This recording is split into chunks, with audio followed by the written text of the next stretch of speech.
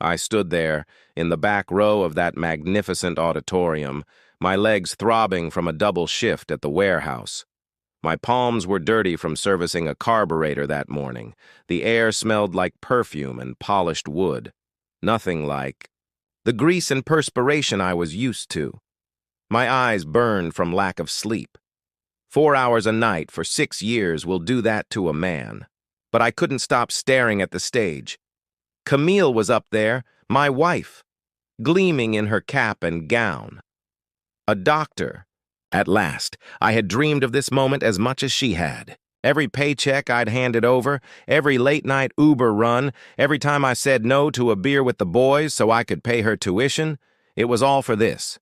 My chest swelled with pride, and I felt it. We did it, babe. We actually did it.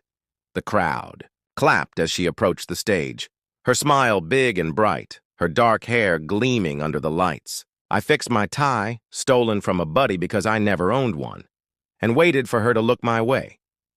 She didn't. She floated down the steps, and I started pushing through the mob, my boots heavy on the floor. I wanted to hug her, to tell her how proud I was, how every sacrifice was worth it. But then, she stopped, beside a gaggle of her med school buddies, all dressed in suits and outfits that cost more than my truck. A man stepped forward beside her, tall, sharp-looking, with a suit that fit like it was made for him. His hair was slicked back, and he had this easy assurance I could never pull off.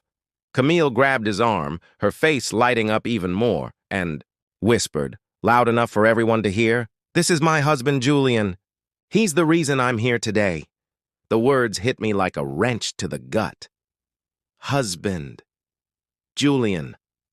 I froze. My breath stopped somewhere between my lungs and my throat. The crowd clapped again, courteous, happy, and I just stood there, a ghost in my own life.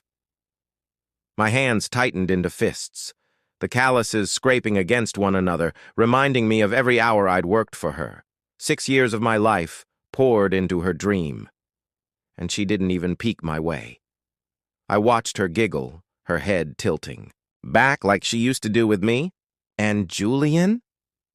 He grinned down at her, like he'd been there all along. My ears rang, drowning out the bustle around me. I wanted to scream, to march up there and demand answers, but my feet wouldn't move. All I could do was stare, as the woman I loved, the woman I had built this moment for, erased me without a second thought. I don't know how long I stood there, immersed in the whirl of applauding hands and flashing cameras. My mind raced, trying to make sense of it. Maybe I'd heard her wrong. Maybe it was a joke, some bizarre med school prank I didn't get. But then, she leaned into Julian, her hand resting on his chest, and I watched the way her friends nodded, like they'd known him for a long time. My gut twisted. I felt the weight of every dollar I'd spent. Every night I'd returned home to an empty bed because she was studying. I had paid for that gown she was wearing, the textbooks she'd highlighted, the rent on her downtown penthouse, while I slept in a one-room dump with a rotting roof. And now she was calling this guy her husband? My vision clouded, not from tears, I wouldn't allow that to happen, but from pure, raw shock. People moved around me, brushing past as if I were invisible, and maybe I was. To them, I was just some guy, in a borrowed tie, not the man who'd carried Camille through 6 years of hell, my heart hammered, loud and hard. And I wondered, had she ever planned to tell me? Did she think I would simply fade away? Did she really believe I was just a stepping stone? I replayed her words in my mind. He's the reason I'm here today. And they cut deeper each time. I was. The reason she was there. Me, Mason Reed, not Julian, whoever the hell he was.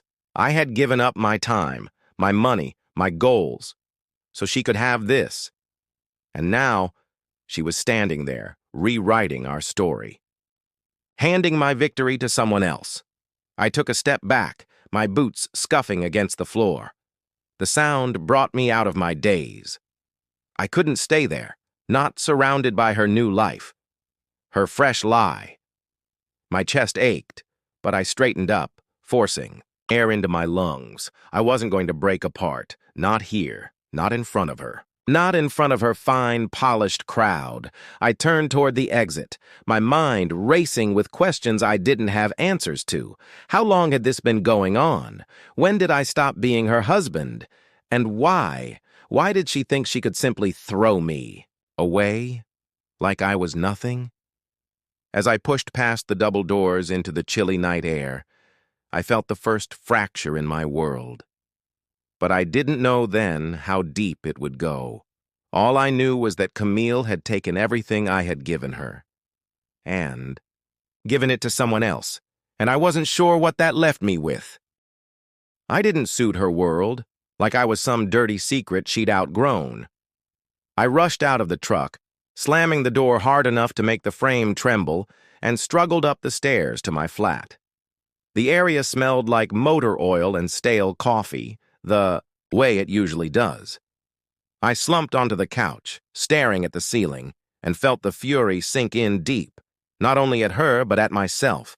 I'd let this happen. I disregarded the indications, the warnings, because I loved her too much to see the truth. But not anymore. I sat up, my jaw stiff, and glanced about at the life I'd let slip away. The pawned watch, the missed moments, the years I'd invested into her. They were gone, but I wasn't. I was still here, still breathing, still me. She could have her new world, her new husband. I'd find my own way back, not for her, not for anyone else, simply for me. And that was enough for today. I stood outside that swanky downtown venue, my hands jammed in the pockets of a suit I'd never worn before, watching the light flood out into the street. It was Camille and Julian's engagement party. Yep. They moved fast, and I wasn't meant to be here. The invitation hadn't come my way, not that I expected it to. I'd heard about it from Sadie, who'd called me up, her voice tight with fury. "She's acting like you never existed, Mason. It's not right. I didn't intend to show up." Not at first. I'd spent the last several days after. The graduation trying to keep my head down, servicing automobiles, stacking boxes, driving people around, anything to get my mind off her. But something in me wouldn't let it go. Not revenge. Not exactly. I just needed them to know I wasn't invisible. So there I was, in a suit I bought years ago for a wedding we never had, carrying an envelope that felt heavier than it should have. The place was filled. Beautiful cars queued up. People, in dresses and ties, laughing like money grew on trees. I could hear music floating out, some lovely jazz thing that didn't fit my environment. My boots seemed loud on the sidewalk as I marched up. The doorman regarded me like I was lost. "Name?" he questioned, flipping through a clipboard. "Mason Reed," I said, keeping my voice straight. He scowled, studying the list, then shook his head. "You're not on here."